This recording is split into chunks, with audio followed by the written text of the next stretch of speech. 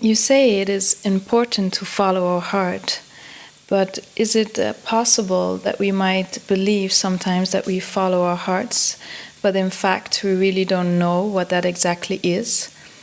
How do we know when we truly follow our heart? When do we know it is a pure heart decision? Yes, we get to know how to follow our heart by following our heart, even if we don't know it. I know that it's a little bit strange what I'm saying. So here I am.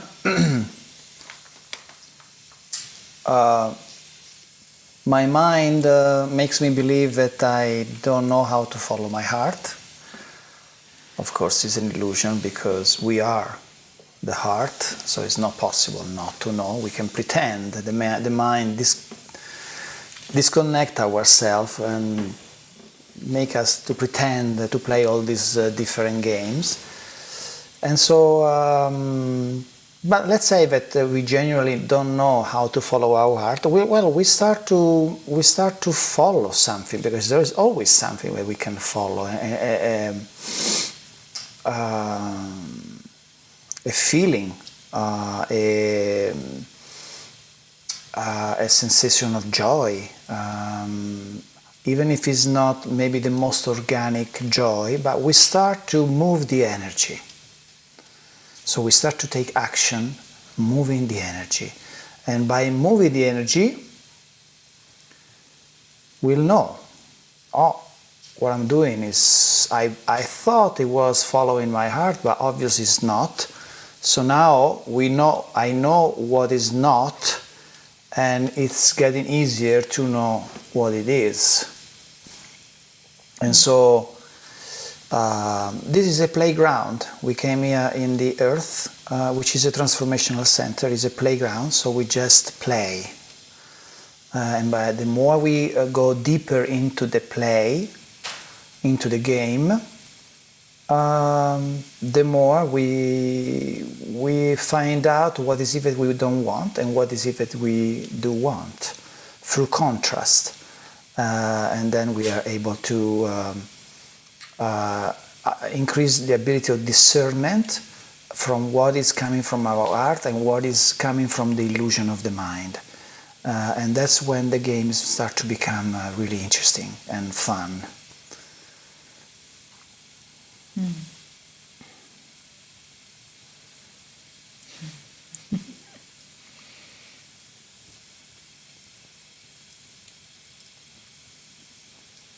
Okay, so it's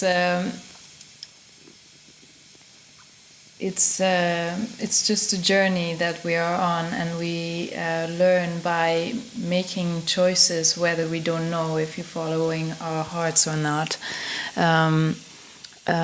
We learn to discern, and that's how we are coming closer and closer to what is what our hearts want, right? Yes, we just jump in. Mm-hmm. We jump in the water and start to swim.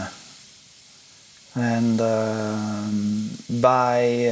and sometimes we find a situation that is easy, because is a situation that we already addressed in maybe another past life or another situation.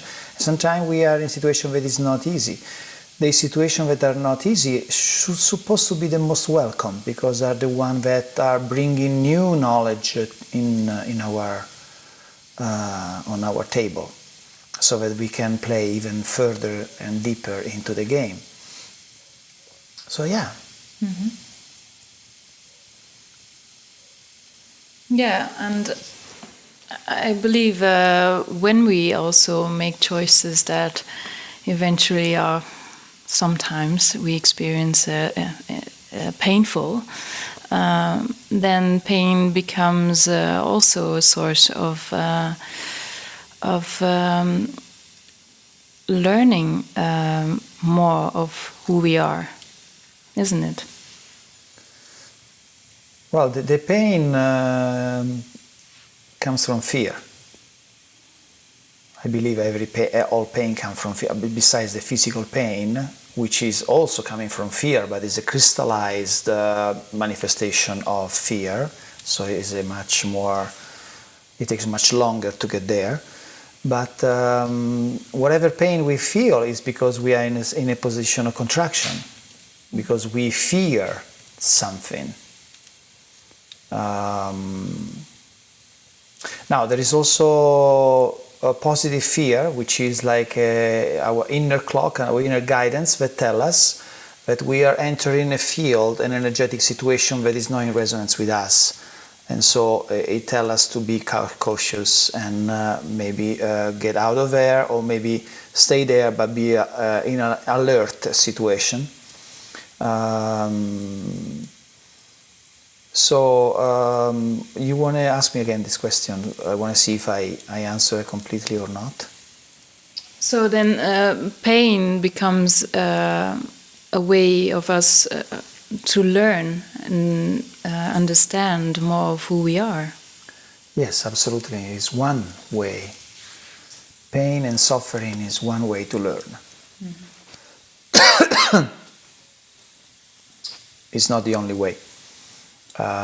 We also can learn a great deal through joy and excitement and creativity and imagination.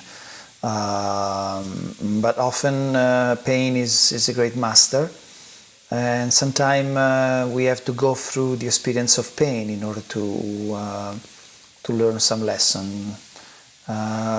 Both pain and joy are equally good teachers. Mm-hmm. Some people, without knowing it, have an addiction to pain, to drama. And so they make sure that drama keeps staying in their life, because fundamentally they are afraid to be happy. They are afraid of learning through joy, maybe because they believe that they don't deserve that, or there is an internal mechanism that makes them believe that we are not good enough for that, or maybe that doesn't exist, it's not real. And so many of us have, in a way or on the other, have an addiction to learn through sacrifice, pain, drama. Mm-hmm. And they are the director of the orchestra. They decide when that's enough. Mm-hmm. Of course, most of the people will not accept that because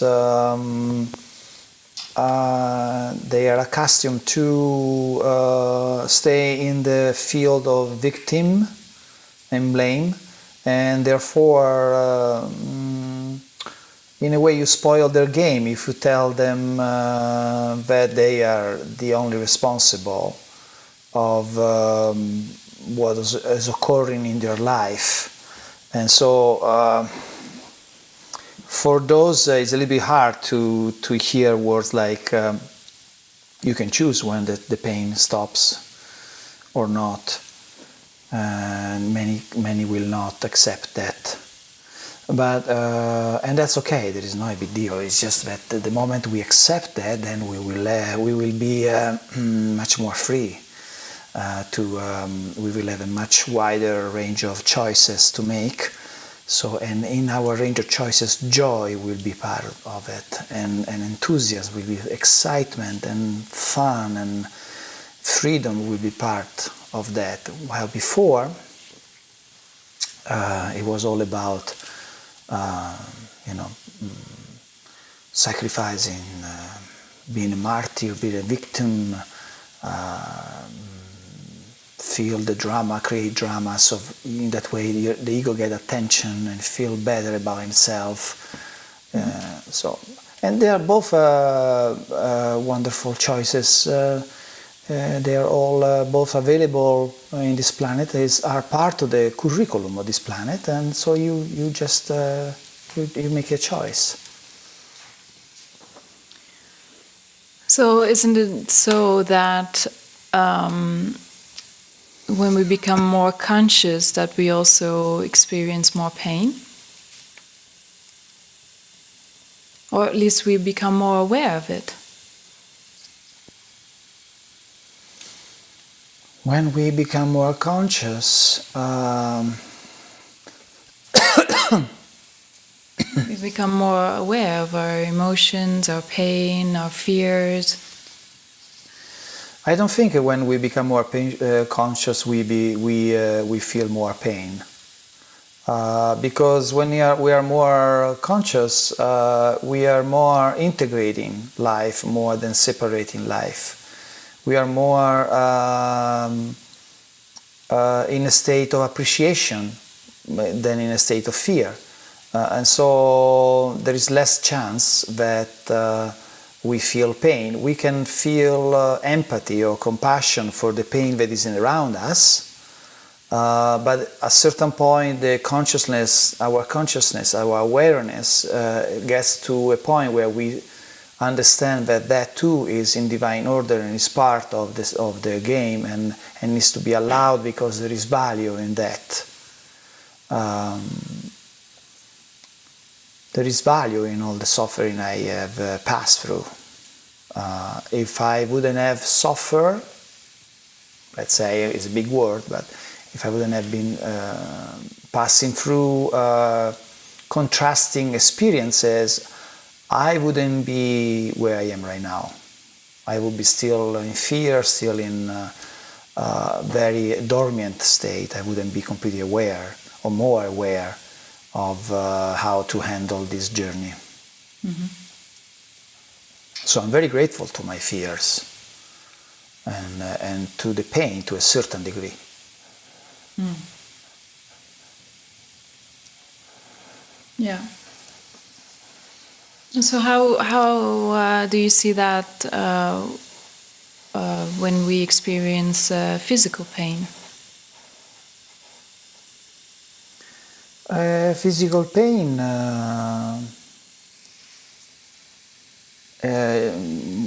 most likely is a further crystallization of our fears.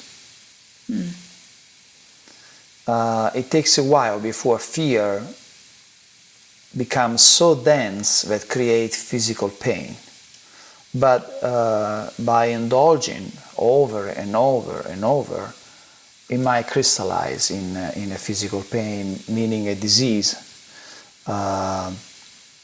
or even a traffic accident. If we live in a state of fear that it's very fearful to cross the street from our home to the other side, if we keep insisting in that fear, we invite the product of that fear in our field of possibilities. And so there is much greater chances that eventually we cross the street and a car runs over us than if we don't have that fear. Because fear, like love, is a magnet.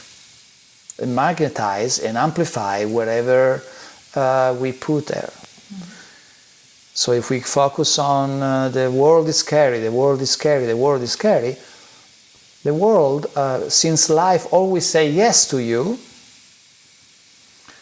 eventually the world will crystallize in a very scary one. Because we are the creator. We are literally the creator of our existence. Now, in the last several years and in the next few years, there will be more and more coming to surface evidences of how much we've been manipulated and how much we've been deceived.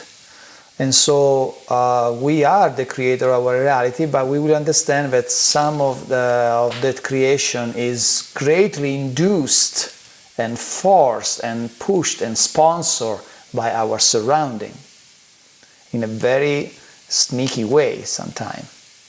So yes, we are the creator, but there is a great deal of deception around us that certainly doesn't help. Actually make it even more difficult. But that's I think that's what we have chosen when we decided to embark into this physical journey. We are so incredible masters that we needed a very difficult game. Mm-hmm. Otherwise, it would be too easy for us. And so we decided, hey, I want to play a game that is really, really almost impossible to figure out, with a lot of deception, a lot of weird stuff. Try to do everything to stop me. Anything, just try anything. So because the more difficult it is, the more I am challenged, and the more I am challenged, the stronger, and the more aware, the more of a master I become. Mm-hmm. And I suspect that's the challenge. On the other hand, I suspect also that the game got a little bit excessively dark. And so now we are entering a phase of correction where the rules needs to be corrected because they have been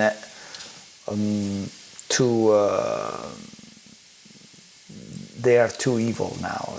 The game is too dark and needs to find a little bit more balanced.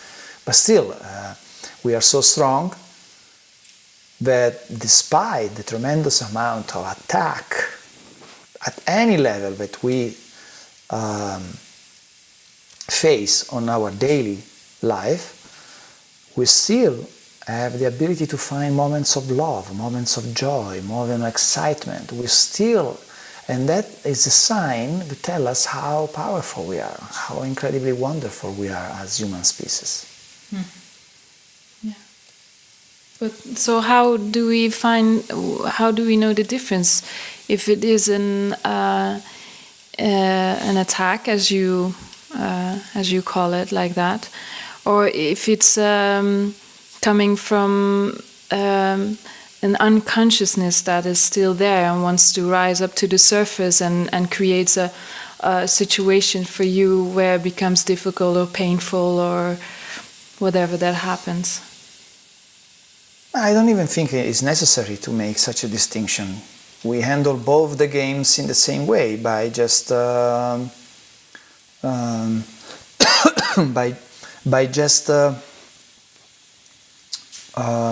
taking action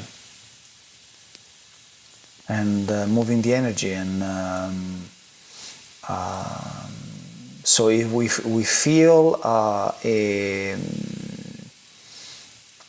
a contraction within ourselves, we just act upon. So we start to shake our tree. We start to ask ourselves questions. We start to go deeper in our feeling, and then from there we start to use our imagination and see what comes from there. And so we move. We just use all our devices. We have nature that can help us by communing with nature. We have creativity that can help us. We have stillness that can help us.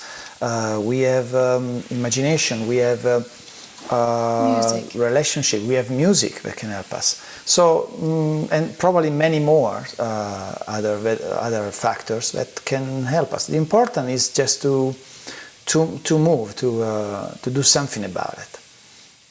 Or maybe again stay in stillness, which is also an action. Is an action of stillness. So I just commune with the moment.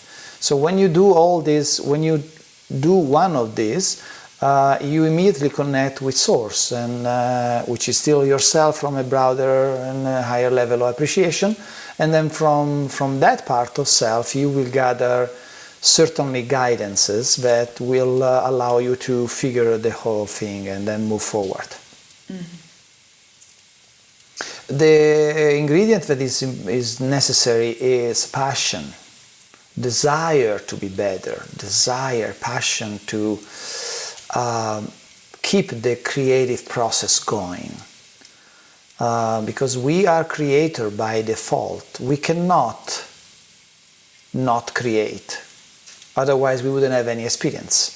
We wouldn't have any physical experience. If I wouldn't not create, I would see a white wall and nothing else, right? But we are constantly creating. I am creating this moment. You are creating this moment. We are co-creating this moment. So we need to go deeper into the creation and the co-creation in order to shake our tree and move forward. Yeah.